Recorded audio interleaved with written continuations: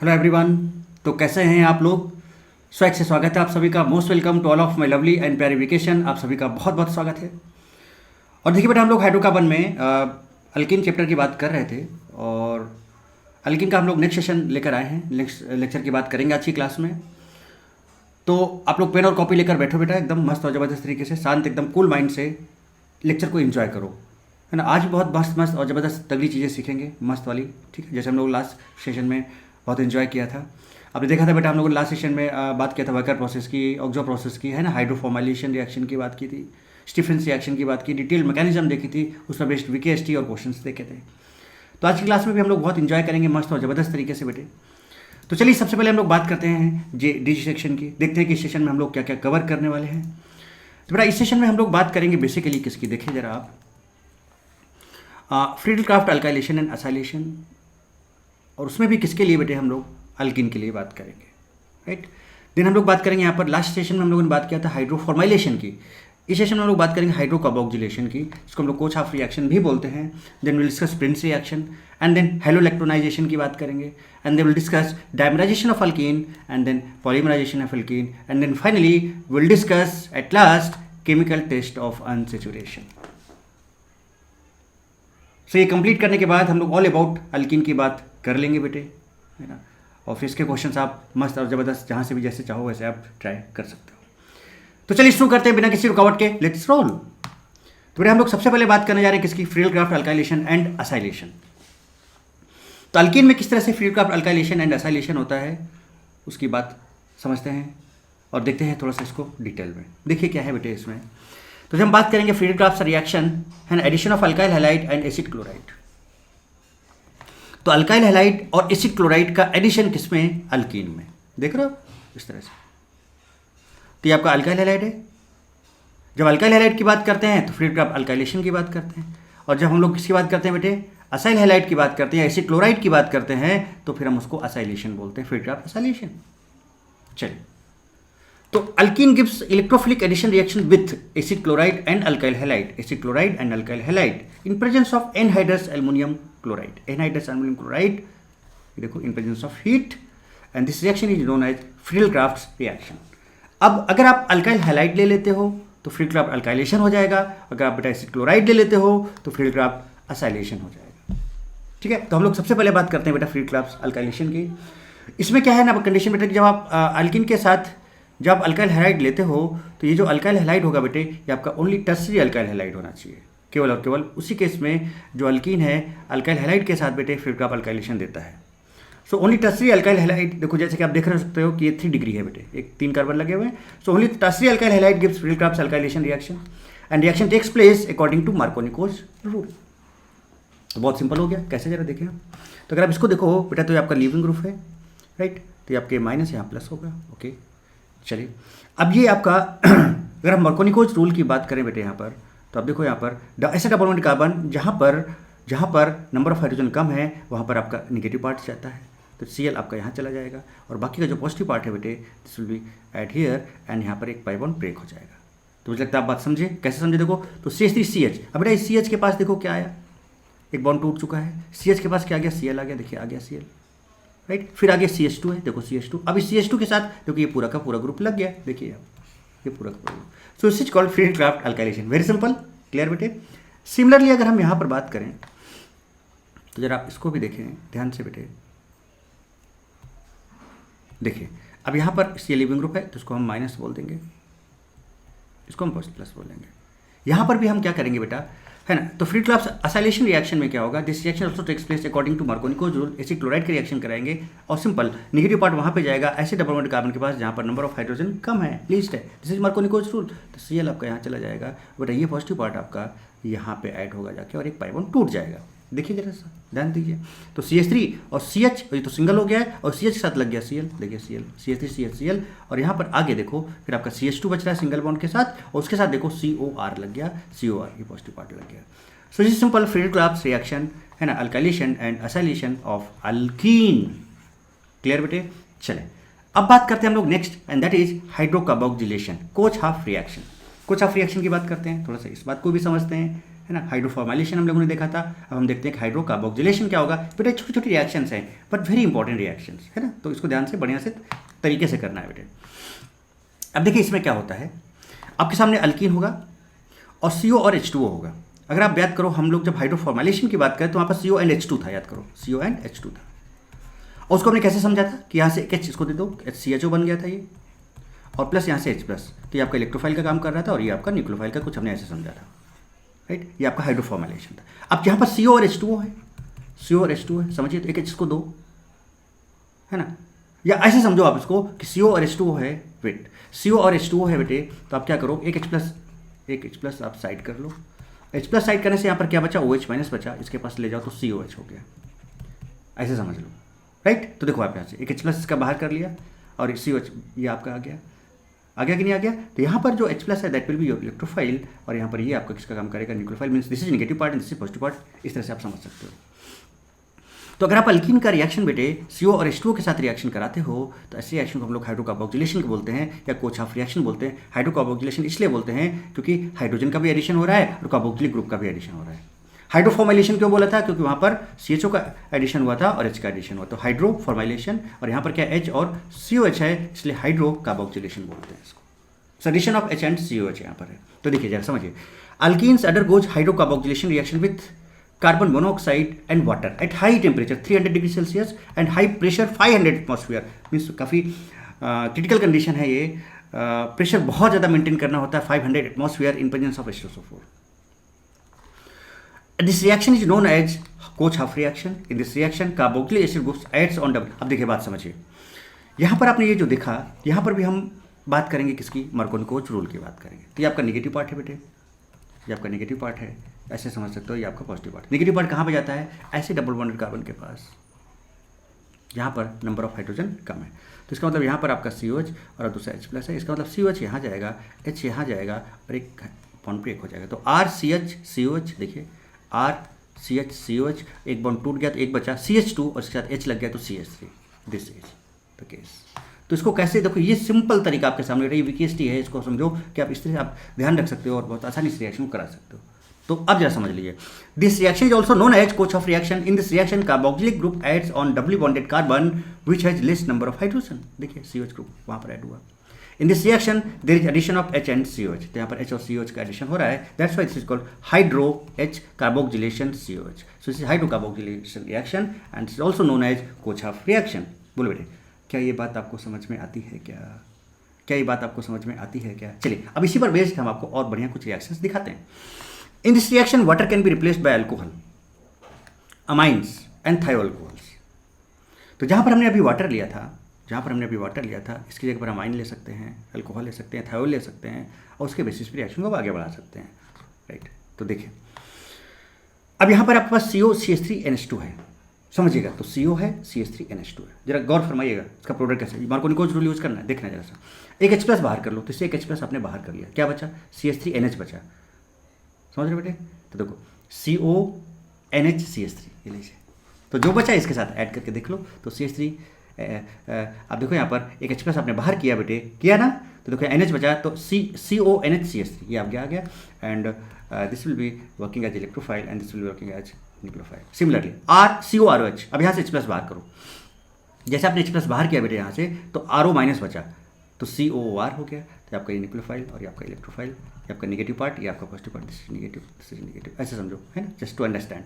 Similarly CO plus RH, H plus बाहर किया आपने, तो कैसे, क्या तरीका देखो जी, तरीका कैसे रिएक्शन बनाओगे आप COS बचा, देखो सॉरी H प्लस बाहर किया तो RS बचा तो COSR, देखिए ये आपका nucleophile, this is your negative part and this is your positive part. आप जरा रिएक्शन देखें, आप जरा ध्यान से, अगर आप यहाँ पर गौर फरमाएं बेटे, तो आप जरा देखिएगा।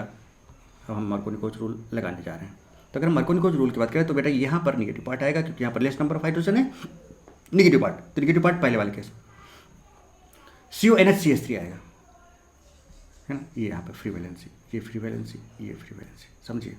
तो देखिए समझिएगा बेटे, तो इसलिए यहाँ पर ये बॉन्ड टूट जाएगा, यहाँ पर नेगेटिव पार्ट को लाए तो यहाँ पर नेगेटिव पार्ट क्या आपका CONH देखिए RCH CONH हो गया, और यहाँ पर इसका हाइड्रोजन आएगा इसके पास, तो बेटा ये आपका CH3 हो जाएगा। क्लियर? चलिए अब इसमें देखिए, इसका नेगेटिव पार्ट यहाँ पे आएगा, इस जगह पे आएगा, पॉजिटिव पार्ट आपका यहाँ पे आ जाएगा, और ये बॉन्ड आपका टूट जाएगा, तो RCH COR देखिए ये, और यहाँ पर CH2 हो गया, CH3 हो गया। सिमिलरली बेटे इसकी बात करें तो नेगेटिव पार्ट आपका यहाँ जाएगा और पॉजिटिव पार्ट आपका यहाँ आएगा, ठीक है। तो यहाँ पर RCH, अब नेगेटिव पार्ट यहाँ पर क्या देखो COSR, तो COSR, और यहाँ पर ये देखो H गया तो CH3 हो गया। ये लीजिए, तो बेटा इस तरह से हम लोग ये रिएक्शंस भी, तो फटाफट, तो जैसे अगर आपको आइडिया नहीं है इस तरह की रिएक्शंस आ जाती हैं बेटा, तो आप फटाफट गलत तरीके से कर लोगे कि नहीं कर लोगे कि किस तरह से, तो अल्किन की सारी रिएक्शंस भी बेटा बहुत इंपॉर्टेंट है जो कि हम लोग यूज कर सकते हैं। चलिए अब नेक्स्ट रिएक्शन की बात करते हैं, and that next reaction is Prince reaction. तो आपने कोच ऑफ रिएक्शन की बात की, हाइड्रोफॉर्मुलेशन की बात की, स्टीफन की बात की, है ना, वकर प्रोसेस की बात की, हाइड्रोकार्बोक्सिलेशन की बात की। अब बात करते हैं किसकी, प्रिंस रिएक्शन की। प्रिंस रिएक्शन में हम लोग क्या करेंगे, थोड़ा इस बात को समझे बेटे, या देखिए गौर फरमाइएगा। इसमें भी हम मार्कोनिकोज रूल यूज करेंगे। यहाँ पर हम लोग क्या लेते हैं बेटे, अल्डिहाइड एंड वाटर लेते हैं, अल्डिहाइड एंड एसिडुलेटेड वाटर लेते हैं, और जनरली हम फॉर्मल्डिहाइड लेते हैं। इसका तरीका है बेटा सिंपल सा ये कि आप यहाँ से OH माइनस बाहर निकालो। क्या बाहर निकालो बेटे, OH माइनस बाहर निकालो।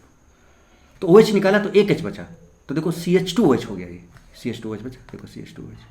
अब OH माइनस तो इसलिए ये आपका ये न्यूक्लियोफाइल हो गया, अब यहाँ पर ये इलेक्ट्रोफाइल हो गया, राइट। अब अगर आप इसको देखें ध्यान से, मैं पढ़ूंगा बाद में, पहले आपको समझा देता हूँ, फिर आपको सेंटेंस पढ़ के दिखाता हूँ। अब बेटा बताओ, इसका एक बॉन्ड टूट जाएगा, अब इसका नेगेटिव पार्ट कहाँ पे जाएगा, OH आपका इस लेसर नंबर पे, तो यहाँ पे देखो OH आ जाएगा, देखो RCHOH हो गया, और यहाँ पर CH2 हो गया, और CH2 के पास पॉजिटिव पार्ट जाएगा, एंड दैट इज CH2OH, तो CH2 के साथ CH2OH लगे, ये लीजिए ना। So this overall addition is OH and CH2OH groups. और OH कहाँ पे ऐड होगा, जहाँ पर एसिड बॉन्डेड कार्बन के पास, जहाँ पर नंबर ऑफ हाइड्रोजन लेसर है, कम है। So OH group always add on double bonded carbon which has least number of hydrogen, और double bonded carbon which can form most stable carbocation. अब देखो ना, लीस्ट नंबर है या फिर माइनस, यहाँ प्लस, यहाँ पर देखो ये most stable 2 degree carb cation है, मोस्ट स्टेबल है, तो वहाँ पर लगेगा, या फिर जहाँ पर लेस्ट नंबर होगा वहाँ पर लगेगा। बात समझ में आ रही है आपको? तो देखिए, alkenes gives addition reaction with aldehyde, usually formaldehyde. This reaction takes place in presence of acid as a catalyst. देखिए एसिड, एसिडुलेटेड वाटर लिया ना, this reaction is known as Prins reaction. सामने आपके, अब जैसे ये वाला देखो, अगर आप ये देखो बेटा, तो ये आपका, अब देखो यहाँ पर इसकी बात अगर आप करें तो देखिए ध्यान से, इसके पास नंबर ऑफ हाइड्रोजन इस वाले कार्बन के पास, डबल बॉन्डेड कार्बन के पास कम है। अब यहाँ से आपको क्या मिलेगा, देखो बेटे OH माइनस मिलेगा और CH2OH मिलेगा, ये देखिए। तो नेगेटिव पार्ट आपका यहाँ चला जाएगा, यहाँ चला जाएगा, या फिर इसको अगर आप ऐसे ब्रेक करो तो नेगेटिव और पॉजिटिव, देखो 3 डिग्री का आपका time, this is most stable, तो OH यहाँ लग जाएगा, और ये बॉन्ड टूट जाएगा, CH2 के साथ CH2OH लग जाएगा। यू कैन सी, देखो यहाँ पर CH3C, CH3C, और उसके साथ लग गया OH, देखिए OH लग गया बेटे, ये single bond CH2, single bond CH2, और उसके साथ लग गया CH2OH। ये लीजिए, ये लीजिए जनाब, मस्त और जबरदस्त आपके सामने। So OH group always acts on double bonded carbon which has least number of hydrogen, or double bonded carbon which can form stable carb cation. For example, अब एग्जाम्पल्स और देख लें, तो यहाँ पर आपको OH माइनस और CH2OH को जोड़ना है। तो बेटा ये वाला एग्जाम्पल तो मैंने आपको अभी दिखाई दिया जस्ट, अब ये वाला देखो जरा सा। अब इसमें देखें अगर हम, तो फिर एक काम करते हैं, पहले को करते हैं क्लोज, और समझिए बात को। अब देखिए, अगर आप स्टेबिलिटी की बात भी करो तो कोई वाला कार्ब कैटायन जाते हैं स्टेबल है, ऐसे तोड़ा इसको हमने, ऐसे नहीं, ये वाला कैसे टूटेगा, इस तरह से टूटेगा, देखो ऐसे तोड़ोगे इसको, तो यहाँ माइनस और यहाँ प्लस आएगा, 3 degree most stable carb cation. इसको किधर भी तोड़ लो, किधर भी तोड़ लो, जहाँ पे आपकी मर्जी है, क्योंकि सिमेट्रिकल है ये इस तरह से।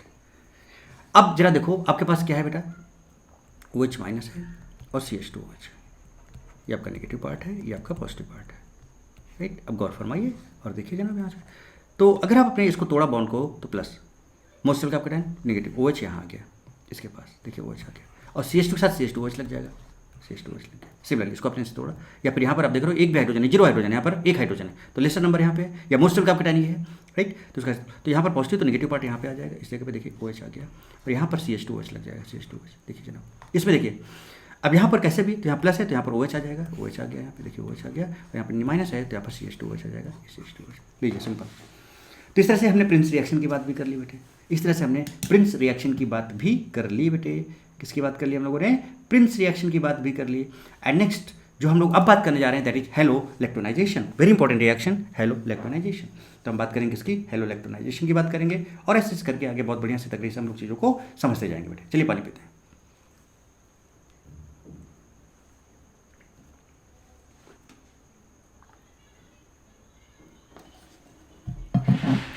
अब देखिए हैलोइलेक्ट्राइजेशन में बेटा हम लोग क्या करेंगे समझिएगा। इसमें अगर आप देखो बेटा तो ये आपका एसिड है, कार्बोक्सिलिक एसिड ग्रुप है। इसको हम अगर अल्फा बोलें, अल्फा बीटा गामा डेल्टा, तो गामा और डेल्टा के बीच में अनसेचुरेशन है। देखिए तो गामा डेल्टा अनसेचुरेटेड एसिड होना चाहिए। तो क्या है बेटा गामा डेल्टा अनसेचुरेटेड एसिड है, गामा डेल्टा अनसेचुरेटेड एसिड। पहले बात को समझिएगा, gamma delta unsaturated acid acid है। ओके, इसका रिएक्शन हम लोग करें गिव्स हैलोइलेक्ट्राइजेशन। तो गामा डेल्टा अगर आपका अनसेचुरेटेड एसिड है तो हैलोइलेक्ट्राइजेशन रिएक्शन देता है विथ H2, है ना, हैलोजन के साथ। जनरली Br2 और I2 लेते हैं इन प्रेजेंस ऑफ बेस। किसके प्रेजेंस में? बेस। तो ये आपका बेस है। The reaction takes place as follows. अब जरा देखिए गौर फरमाइए कैसे करेंगे इसको। यहाँ पे जो I2 देख रहे हो बेटे, अब थोड़ा सा मैं हैलोजनेशन का मैकेनिज्म याद करो। यहाँ पे आयोडीन आएगा, यहाँ पे दिखाता हूँ आई कुछ इस तरह से आएगा बेटे। आएगा तो इसके जो इलेक्ट्रॉन क्लाउड है इसके इलेक्ट्रॉन्स को रिपल करेंगे, तो यहाँ पर पार्शियल पॉजिटिव, यहाँ पर पार्शियल निगेटिव आएगा। और रिपल करेगा तो बॉन्ड टूट जाएगा और ये I+ और I- में कन्वर्ट हो जाएगा। और जैसे जैसे टूटेगा तो बेटा यहाँ पर ये साइक्लिक हाइलोनियम आयन बनाता था। आयोडीन है, साइक्लिक आयोडीनियम आयन बनाएगा। देखिए बना लिया इसने। ये मैकेनिज्म हम लोग पहले भी बहुत डिटेल में आराम से कर चुके हैं। तो यहाँ पर आयोडीन जो I+ है बेटे यहाँ पर आ गया, इसने साइक्लिक हाइलोनियम आयन बना लिया। राइट, अब यहाँ पर ये बेस है। बेस क्या करेगा? देखो एसिड है, एसिड से H+ खींच लेगा, तो एसिड से H+ खींच लिया तो बेटा यहाँ पर आपका माइनस आ गया। अब देखो बेटा यहाँ पर न्यूक्लियोफाइल है ना, इंट्रामोलिकुलर न्यूक्लियोफिलिक अटैक होगा अब यहाँ पे। क्यों? क्योंकि इसी कंपाउंड के अंदर ही न्यूक्लियोफाइल प्रेजेंट है। और चूंकि ये साइक्लिक पोजीशन इधर है तो बेटा ये वाला पोजीशन ब्लॉक हो चुका है, तो जो न्यूक्लियोफाइल बैक साइड से अटैक करेगा, बैक साइड से अटैक करेगा। अब कहाँ पे अटैक करेगा? यहाँ पे अटैक करेगा, या फिर यहाँ पे अटैक करेगा, वहाँ पे अटैक करेगा जहाँ पर ज़्यादा स्टेबल कैप्टाइन की बात होगी। तो अगर आप इसको ऐसे ब्रेक करोगे तो यहाँ पर माइनस और यहाँ पर प्लस आएगा, दिस इज 2 डिग्री। अगर आप इसको ऐसे ब्रेक करोगे तो यहाँ माइनस, यहाँ पर plus, this is 1 degree. Are you getting my point? तो आप इसको ऐसे ब्रेक करो, तो हमने इसको ऐसे ब्रेक किया बेटे, तो यहाँ पर आया प्लस, यहाँ पर आएगा आपका माइनस और यहाँ पर आएगा आपका प्लस, और ये प्लस माइनस एक बॉन्ड बना लेगा। देखिए प्लस माइनस यहाँ पे एक बॉन्ड बना लेगा। 1 2 3 4 5 5 मेंबर, 1 2 3 4 5, देखिए बन जाएगा। और ये बॉन्ड टूट गया तो ये बॉन्ड अलग हो गया। देखिए यहाँ से बॉन्ड अलग हो गया और I इस CH2 के साथ चला गया तो कुछ CH2I आ गया। ये आपके सामने। सिमिलरली अगर हम इसकी बात करते हैं, देखिए जरा ध्यान दीजिएगा बेटा, तो ये अल्फा हो गया, ये बीटा हो गया, ये गामा हो गया और ये डेल्टा हो गया। गामा डेल्टा अनसैचुरेशन है बेटे। तब यहाँ पर इस केस में क्या होगा, अगर मैं आपको बना के दिखाऊँ ये चीज़, देखिएगा यहाँ पर, तो यहाँ पर आपका साइक्लिक चूँकि Br है तो ब्रोमोनियम आयन बनेगा कुछ इस तरह से, और यहाँ पर आपका होगा क्या, C डबल बॉन्ड O, और बेस इस OH से H+ जो है ना, H+ को निकाल लेगा और यहाँ पर O- हो जाएगा। राइट बेटे, अब सिंपल ये बॉन्ड ब्रेक हो जाएगा इस तरह से। देखो बैक साइड से अटैक करेगा, यहाँ माइनस यहाँ प्लस आएगा, ये प्लस माइनस न्यूट्रलाइज हो जाएगा। जैसे यहाँ पर ये प्लस माइनस न्यूट्रलाइज हो गया था, I आ गया था, तो न्यूट्रलाइज हो जाएगा। Br इधर लग जाएगा, देखिए लग गया, और यहाँ पर आपका प्लस माइनस के बीच में बॉन्ड बन जाएगा। देखिए 1 2 3 4 5 मेंबर, 1 2 3 4 5 मेंबर का कुछ इस तरह का रिंग आ जाएगा। ये प्रोडक्ट आपके सामने है बेटे। So this is called halolactonization. तो बेटा हैलोइलेक्ट्राइजेशन का रिएक्शन भी आएगा तो आप कर लोगे कि नहीं कर लोगे, हो जाएगा बेटे कि नहीं हो जाएगा। सो इस तरह से हम लोग हैलोइलेक्ट्राइजेशन रिएक्शन भी कंप्लीट कर सकते हैं। क्लियर बेटे? अब नेक्स्ट जो काफ़ी इंपॉर्टेंट रिएक्शन आती है that is dimerisation of alkyne. That is dimerisation of alkene. तो हम लोग एल्कीन किस तरह से डाइमराइज होगा, इसमें कौन सा रिएजेंट यूज करेंगे, and is also very important reaction. इसको समझेंगे और फिर आगे स्टेप की बात करेंगे। ओके बेटा, चलिए बेटे अब बात करते हैं डाइमराइजेशन ऑफ अल्कीन। ओके, देखिएगा ध्यान से, गौर फरमाइएगा। अब देखिए ये क्या है आपके पास सामने बेटा, डाइमराइजेशन ऑफ अल्कीन। यहाँ पर जो हम लोग रिएजेंट यूज करते हैं that is conc H2SO4, concentrated H2SO4 है ना, that is also called dehydrating agent. इसको हम डिहाइड्रेटिंग एजेंट भी बोलते हैं। ये जो कॉन्सेंट्रेटेड H2SO4 होता है बेटा, दिस एब्जॉर्ब्स वाटर है ना, इसलिए इसको हम डिहाइड्रेटिंग एजेंट बोलते हैं। और अगर कहीं पर डाइल्यूट H2SO4 लिखा है, मीन्स आप ये समझ सकते हो कि वाटर है ना, या फिर H2SO4 इन वाटर है ना, ये आप इसको आप ये भी कह सकते हो एसिड रिलेटेड वाटर, या फिर वहाँ पर H+ आयन का कॉन्सेंट्रेशन बहुत कम होगा। तो डाइल्यूट H2SO4 मीन्स बेसिकली आप बात करो किसकी, वाटर की बात करो। ठीक है, बट यहाँ पर जो हम रिएजेंट डाइमराइजेशन ऑफ अल्कीन में यूज करने जा रहे हैं that is conc H2SO4 and that is dehydrating agent. Okay, चलिए अब आप देख रहे होगे बेटा कि ये अल्कीन आपके सामने है, उसमें आपने कॉन्क H2SO4 डाल दिया और कुछ ये प्रोडक्ट आपको तगड़ा सा दिखाई पड़ रहा है। अभी तगड़ा सा प्रोडक्ट ये किस तरह से कैसे बन गया, ऐसे थोड़ा सा सोच पाना आपके लिए काफ़ी डिफिकल्ट हो रहा होगा। सही बोल रहा हूँ मैं बेटे? है ना। तो अब ये कैसे बन गया और कैसे हम इसको डायरेक्ट बना सकते हैं, तो उसके लिए हमें है ना प्रॉपर इसके मैकेनिज्म को देखना पड़ेगा। तो अगर इसके प्रॉपर मैकेनिज्म को देखें, इट्स वेरी इंपॉर्टेंट रिएक्शन बेटा।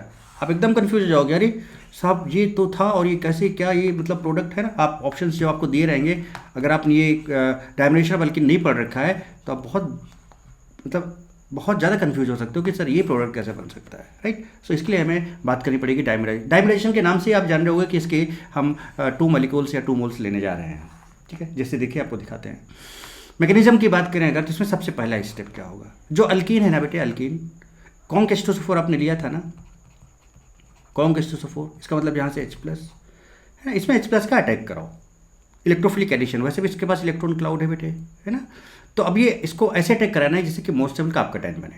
तो इसको आपने ऐसे ब्रेक किया, तो यहाँ माइनस, यहाँ प्लस आया और H+ को यहाँ अटैक करा दिया, तो ये CH3 हो गया और यहाँ पर C पर प्लस आ गया। ये देखिए जनाब आ गया। ध्यान रखिएगा यहाँ पर रीअरेंजमेंट के सारे कॉन्सेप्ट्स लगने वाले हैं, जितने भी कॉन्सेप्ट रीअरेंजमेंट के हो सकते हैं वो सब लग सकते हैं, ये ध्यान रखना। तो अगर ये कार्बकैटायन बना, राइट, और अगर यहाँ पर चांसेस ऑफ रीअरेंजमेंट है तो पहले आप रीअरेंजमेंट करा के इसको मोस्ट स्टेबल बना लेना। बात समझ रहे हो। अब ये जो अल्कीन का आपने रिएक्शन H+ के साथ कराया और आपने जो यहाँ पे कार्बकैटायन बनाया, और आप अगर देखो यहाँ पर तो वैसे ऑलरेडी 3 डिग्री है, मोस्ट स्टेबल है, बट अगर सपोज 2 डिग्री होता है और आगे 3 डिग्री अवेलेबल होता है, यानी कि if there is chances of rearrangement of this carbocation, then first rearrangement कराओ, उसके बाद फिर आप देखो कि क्या चीज़ आ रही है, और वो जो यहाँ पर प्लस चार्ज होगा that will be works as electrophile for the another molecule of alkene. तो देखो एक मॉलिक्यूल तो आप अल्कीन का ले चुके हैं, अब दूसरा मॉलिक्यूल अल्कीन का ये आपके सामने है, तो ये आपका इलेक्ट्रोफाइल का काम करेगा, और यहाँ पर आपके पास इलेक्ट्रॉन डेंसिटी है, so this will B nucleophile just like. फिर वैसे ही ब्रेक कराओ जैसे आपने H+ में कराया था। तो आप ये पहला मॉलिक्यूल लिया, आपने H+ का अटैक कराया, कार्बकैटायन बना, रीअरेंजमेंट हो सकता है तो कराओ अगर पॉसिबिलिटी है, और उसके बाद फिर करने आफ्टर रीअरेंजमेंट जो ये इलेक्ट्रोफाइल है उसको फिर यहाँ पर फिर से अटैक कराओ, इसको फिर से ब्रेक किया है, माइनस यहाँ प्लस आया और माइनस में इस प्लस को यहाँ छोड़ दिया, समझिएगा। तो CH2 के साथ देखो ये C लगा और इस C के साथ 3 CH3, तो CH2 के साथ देखो बेटा ये C लगा और C के साथ 3 CH3 ये लग गए, और यहाँ पर आ गया आपका प्लस चार्ज। अब यहाँ से फिर से कार्बकैटायन बन गया। So again if possibility of rearrangement carbocation, तो अगर फिर से पॉसिबिलिटी कार्बकैटायन की रीअरेंजमेंट के तो कराओ। पहले देखो, तो पहले आप H+ का अटैक करो, अल्कीन का एक मॉलिक्यूल लो, कार्बकैटायन बनाओ, उसके बाद फिर इसमें चांसेस रीअरेंजमेंट का तो रीअरेंजमेंट कराओ, देन फिर दूसरे मॉलिक्यूल आप लो अल्कीन का, उसमें इस एज इलेक्ट्रोफाइल इसको अटैक कराओ, फिर से कार्बकैटायन बनेगा, and if there is a possibility of rearrangement then rearrangement कराओ। तो आप यहाँ पे देखो 3 डिग्री, यहाँ पे 2 degree, no possibility of rearrangement, but अगर होता तो जरूर कराना होता आपको, ठीक है। जैसे ये बन जाता है, जैसे ये बन जाता है बेटे, तो ये जहाँ पर प्लस चार्ज होता है उसको हम अल्फा बोलते हैं, उसके बगल वाले को हम बीटा बोलते हैं। तो फिर आपको बीटा एलिमिनेशन कराना है। क्या कराना है बेटे, आपको बीटा एलिमिनेशन कराना है, बीटा। तो ये अल्फा, तो यहाँ पर 3 बीटा, यहाँ पर सजेफ रूल फॉलो कराना है आपको, बेसिकली सजेफ रूल है ना। आपको वो बीटा हाइड्रोजन निकालना है जिसका नंबर लीस्ट होगा, तो यहाँ पे 3, यहाँ पर 3, यहाँ पर 2 है, तो ये बीटा हाइड्रोजन है, इसको चाहो तो आप ऐसे लिख लो, इसको ऐसे करके, तो H+ निकलेगा, तो यहाँ माइनस आएगा और यहाँ पे एक डबल बॉन्ड आ जाएगा। So that will be like this, CH3 double bond CH हो जाएगा बेटे, और यहाँ पर C, और इसके पास 3 CH3, this will be the product, और यहाँ से आपका ये H+ बाहर हो जाएगा। So beta elimination reaction conc H2SO4 के प्रेजेंस में यहाँ पर हुआ कुछ इस तरह से बेटे, राइट बेटे। ये कुछ हुआ देखिए आप यहाँ पर, तो देखिए प्लस था, ये बीटा हाइड्रोजन H+ निकाला, प्लस माइनस ने एक बॉन्ड बना लिया, कुछ ये आपका प्रोडक्ट बन गया। तो ये जो है, तो जरा देखो नोट क्या है, when first carbocation is formed if possible rearrange it first, तो पॉसिबिलिटी अगर उसको पहले जो पहला कार्बकैटायन बना था उसको रीअरेंज कराओ। When second time carbocation is formed if possibility of rearrange it, तो उसको अरेंजमेंट कराओ। फाइनली उसके बाद फिर बीटा एलिमिनेशन टेक्स प्लेस, वहाँ बीटा एलिमिनेशन करो यूजिंग सजेफ रूल, जो भी कॉन्सेप्ट है उसके बेसिस पे, ठीक है। चलिए एक एग्जांपल की बात करते हैं। ये हमारे पास अल्कीन है, इसमें हमने कॉन्क H2SO4 डाला और देखना कि क्या हो सकता है। चलिए शुरू करते हैं। तो हमने क्या किया, H+ सबसे पहले कराओगे, तोड़ लो किसी भी तरह, इधर माइनस यहाँ प्लस, H+ को अटैक करा दिया और यहाँ पे प्लस चार्ज आ गया। कोई चांसेस है रीअरेंजमेंट का, there is no chance of any rearrangement, कोई चांस नहीं है, ओके। चलिए अब इलेक्ट्रोफाइल काम करेगा, अनदर मॉलिक्यूल इसका लिया, फिर इसको तोड़ा, यहाँ माइनस यहाँ प्लस आया, इस प्लस को यहाँ जोड़ दिया तो इसके साथ एक 6 मेंबर का रिंग लग जाएगा और उसके जस्ट बगल में प्लस चार्ज आएगा।